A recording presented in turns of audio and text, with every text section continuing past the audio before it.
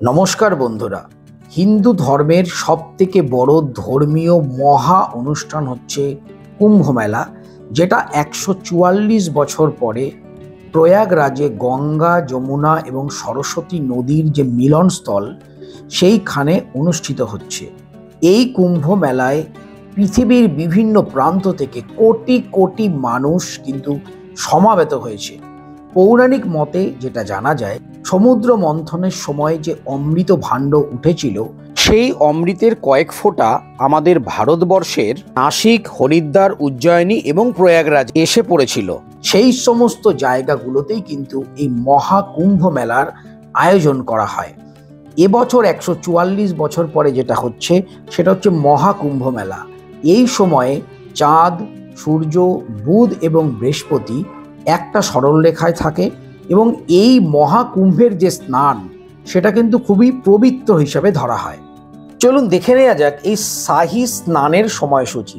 ১৩ই জানুয়ারি হলো প্রথম স্নান, দ্বিতীয় শাহী স্নান হচ্ছে মকর সংক্রান্তি ১৪ই জানুয়ারি, তৃতীয় শাহী স্নান অনুষ্ঠিত হবে মৌনী অমাবস্যা ২৯শে জানুয়ারি, চতুর্থ শাহী স্নান অনুষ্ঠিত হবে বসন্ত পঞ্চমীতে ২০২৫ সালের ৩রা ফেব্রুয়ারি এবং পঞ্চম শাহী স্নান অনুষ্ঠিত হবে মাঘ পূর্ণিমা ১২ই ফেব্রুয়ারি ২০২৫ এবং ২৬শে ফেব্রুয়ারি মহাশিবরাত্রিতে শেষ শাহী স্নান অনুষ্ঠিত হবে। বন্ধুরা, এই মহাকুম্ভ মেলা ১৩ই জানুয়ারি থেকে শুরু হয়েছে এবং চলবে ২৬শে ফেব্রুয়ারি পর্যন্ত। পৃথিবীর বিভিন্ন জায়গা থেকে কোটি কোটি পুণ্যার্থী পুণ্য স্নান তাতে অংশ নেয়।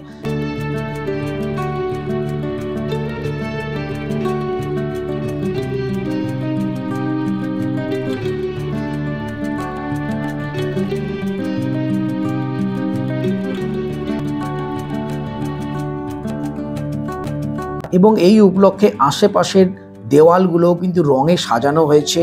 এই দেখো বন্ধুরা, কিভাবে নদীর ওপর ভাসমান ব্রিজ তৈরি করে দেওয়া হয়েছে কিলোমিটারের পর কিলোমিটার, শুধুমাত্র এই দর্শনার্থী এবং পুণ্যার্থীদের যাবার জন্য। এছাড়াও তাদের থাকা খাওয়ার জন্য পর্যাপ্ত পরিমাণ ব্যবস্থা কিন্তু করতে হয়েছে এই মহাপ্রয়াগে এই পুণ্য স্নান উপলক্ষে।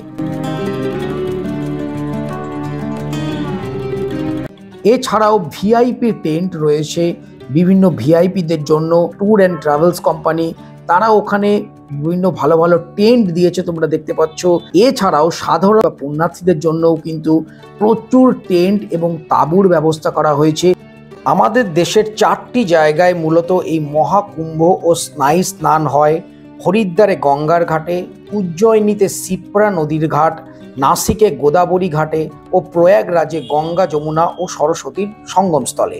এছাড়াও এই মহাকুম্ভের যে শাহী স্নান তারও কিছুটা নিয়ম রয়েছে। প্রথমে নাগা সাধু যারা তারা স্নান করে, তারপরে কিন্তু পারিবারিক জীবনযাপনকারী মানুষ স্নান করে। মোট ৫টা ডুব দিতে হয় পরপর। এবং আরেকটা জিনিস, এইখানে স্নান করার সময় কখনোই সাবান, শ্যাম্পু এগুলোকে ইউজ করা উচিত নয়, কারণ এটা পবিত্র জলকে দূষিত করে। তো বন্ধুরা, আজ এ পর্যন্তই। আবার দেখা হবে নেক্সট একটা ব্লগে। টাটা।